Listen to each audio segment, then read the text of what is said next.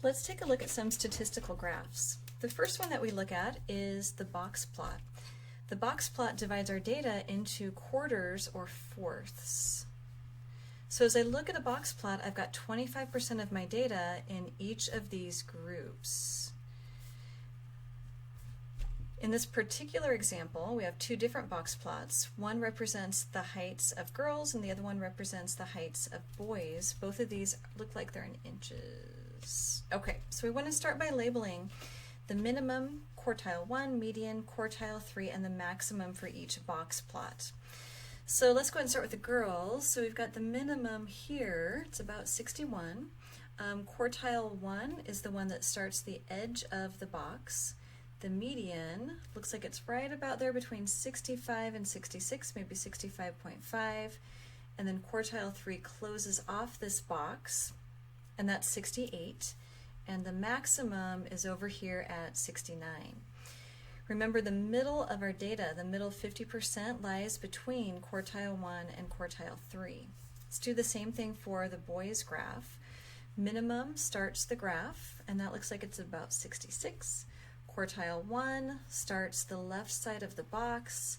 The median is this middle line of the box. Quartile 3 is the right edge of the box. For the boys, that's at 72 inches, which is 6 feet, right? And then the maximum is the end of that whisker, which is right at 74. Okay, so we've got all those labeled. The middle 50% of the boys, that's going to be between quartile 1 and quartile 3. If we line those up to our number line, looks like it's between 68 and 72 inches. So 50% of boys, men probably, have a height between, oh, not 68%, between 68 and 72 inches. The lower 25% of girls, okay, that's going to be between the minimum and quartile 1. Remember, each of these represents 25% of the data. So we want this one here, between the minimum and quartile 1. Those heights are between 61 inches and quartile 1, which is at 63 inches. Now we want the range of the heights in the sample for the girls. The range is maximum minus minimum. For maximum, that's going to be 69. Minimum was 61, and that gives us a range of 8 inches. Finally, what can you read from the box plots? Mean, we have no way of telling what the mean is based on the box plot. It just tells me where our groupings of 25% of the data lie. So the mean is not 1. The median, yep, that is quartile 2. So the median is there. The mode, that'd be the most frequent data value. Again, I have no idea what my most frequent data value is, so I can cross that one off. The range, I can tell what my range is. We just did that in part D. The standard deviation is a completely different measure. I can't tell that one here. And I also don't know how many people are in this sample, so the only two I can read from my box plot are the median and the range. All right, so on to number 2. So for number 2, we want to construct a box plot using this data.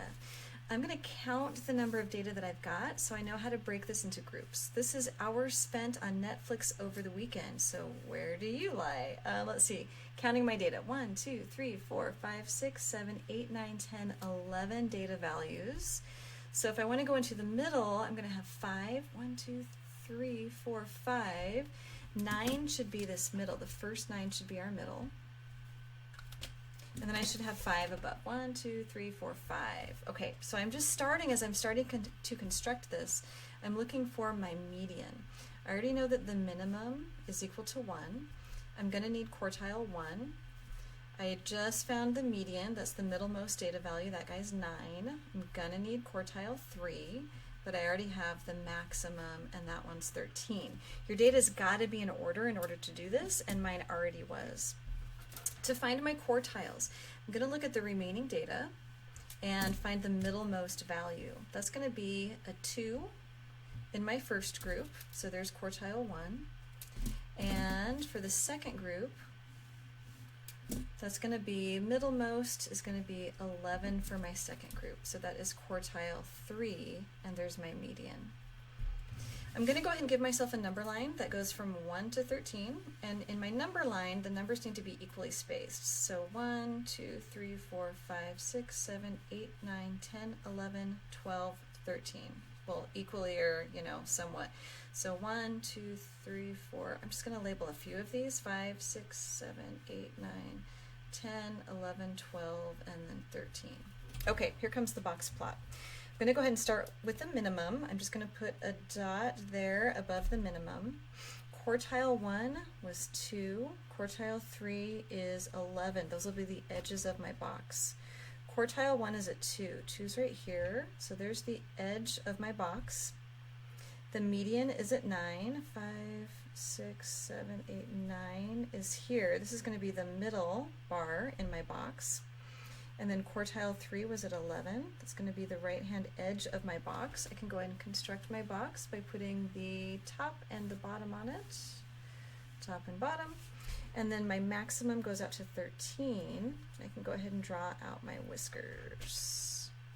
You can also put just a little vertical bar on the minimum and maximum if you want. Now again, this tells me that 25% of my data is between quartile 1 and the median. So 25% of my data is 2 hours of watching and 9 hours of watching.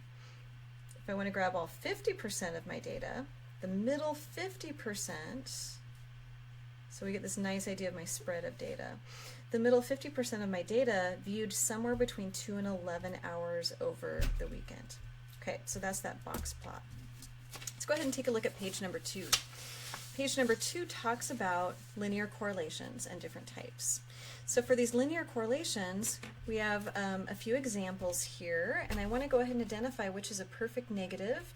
The negative correlations are going to go down. My variables have opposite behaviors. As one goes up, the other one goes down. No correlation means that it's just spread all over the place. And for our positive correlations, those correlations go up. And these have the same behaviors. One goes up, the other goes up. All right, so let's take a look at what we've got. So for this one, I read these from left to right, and I see that this one, gosh, it goes right in line, and this one does go up. So this A is going to be, this is a perfect positive linear correlation. As my X values go up, my Y values also go up.